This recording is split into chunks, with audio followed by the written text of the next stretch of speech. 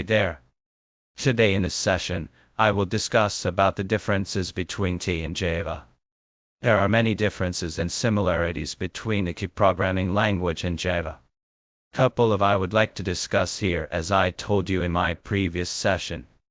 Generally developers learn C or T before migrating to learn Java or .NET.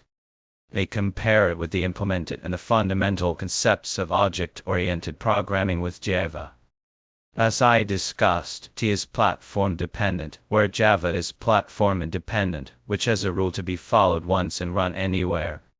Java can be both compiled and interpreted, but T is only compiled and cannot be interpreted. Memory management in Java is system controlled, but in T it's completely manual. Java can run on any OS.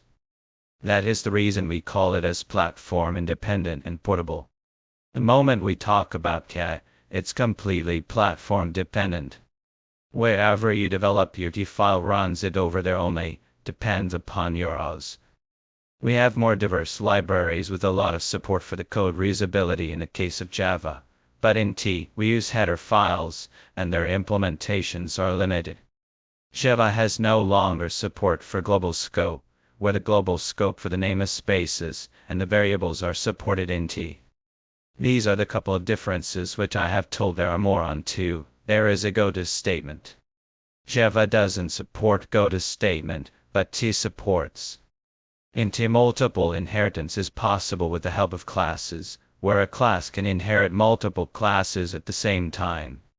But Java doesn't support multiple inheritance through class because it can be achieved by using interfaces in Java, as one class can inherit only one class at the same point of time.